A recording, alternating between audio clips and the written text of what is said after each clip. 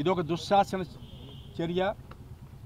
రాబోయే రోజుల్లో దమనకాండకి ఇది నాంది పలకబోతున్నారా సీఎం గారు?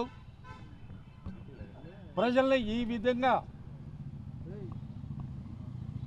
ఒక విధమైన కోమాలోకి తీసుకొచ్చి ప్రజలందరూ తన్నుకుంటూ ఉంటే చూద్దామని చూసే ఆలోచన ఏమైనా ఉందా మీకు ప్రభుత్వానికి?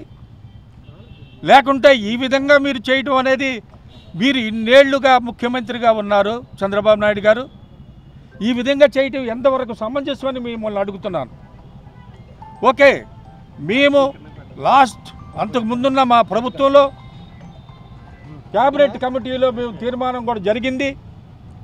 2 ఎకరాల స్థలాన్ని కేటాయించడం జరిగింది. ఆ కేటాయించిన స్థలంలో చిన్న కార్యక్రమాలు చేపడుతున్నాం. దానికి గాను మేము అన్ని పర్మిషన్స్ కానీ అన్నిటికి కానీ మేము అప్లై చేయడం జరిగింది. అది వాళ్ళ నిర్లక్ష్యం వల్లే రావడం లేట్ అవుతుంది. ఆ కారణం చేత యాజ్ పర్ ది నామ్స్ మీరు చేయాల్సిందేంటి?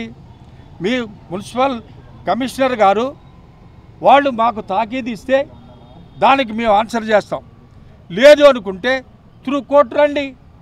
అంతేగాని ఐ హ్యాండెడ్గా మీరు వచ్చి వాళ్ళ ప్రభుత్వం మీ చేతుల్లో ఉంది కదా అని ఐ హ్యాండెడ్గా ఈ విధంగా చేయటం అని చాలా దుర్మార్గమైన చర్య. ఇది రాబోయే రోజుల్లో ప్రజాస్వామ్యానికి కూడా చాలా చాలా చాలా బ్యాడ్ నేమ్ వస్తుంది. ఇవన్నీ కూడా మీరు గమనించుకొని మీరు సీనియర్ మంత్రిగా, సీనియర్ ముఖ్యమంత్రిగా ఈ విషయాలన్నీ కూడా మీరు గమనంలో పెట్టుకొని రాబోయే రోజుల్లో ఈ విధమైన విధానాన్ని మీ పార్టీ అవలంబించకూడదని వేడుకుంటున్నాం. భావి తరాలకి మనం ఏమి ఇస్తున్నాం? భావి తరాలకి మనం ఏ సందేశం ఇస్తున్నాం? ఈ ప్రజాస్వామ్యాన్ని ఏమి చేయదలుచుకున్నాం? ఈ విషయాలన్నీ కూడా మీరు క్షుణ్ణంగా ఆలోచిస్తారని మనస్ఫూర్తిగా కోరుకుంటున్నాం.